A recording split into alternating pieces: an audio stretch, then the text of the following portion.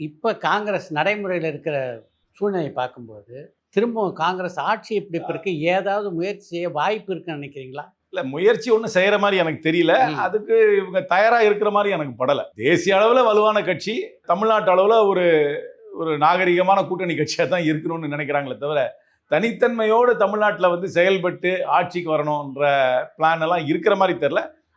ஆசை வேணா நிறைய பேருக்கு இருக்கலாம், கட்சியில் இருக்கவங்க இருக்கலாம். அதை நடைமுறைப்படுத்துறதுக்கு ஒன்றும் ஒரு முயற்சி எடுத்துக்கிட்ட மாதிரி எனக்கு படல. அது சரியான போக்கா?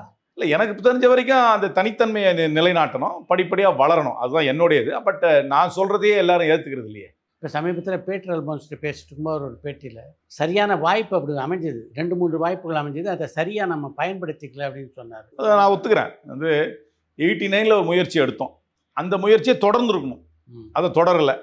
அதுக்கப்புறம் 96ல் ஒரு வாய்ப்பு வந்துச்சு, அது நரசிம்மராவ் வந்து ஒரு மாதிரி பண்ணி தமிழ் மாநில காங்கிரஸாக பிரிஞ்சோம். தமிழ் மாநில காங்கிரஸாக இங்கே இருக்கிற 90% கட்சிக்காரர் அங்கே தான் போயிட்டோம், 90க்கு மேலேயே போயிட்டோம். ஆமாம், அதை தனியாக நடத்தியிருக்கணும், அதை நடத்துறோம். அது 2 வருஷத்துல அது கொலாப்ஸ் ஆயிடுச்சு.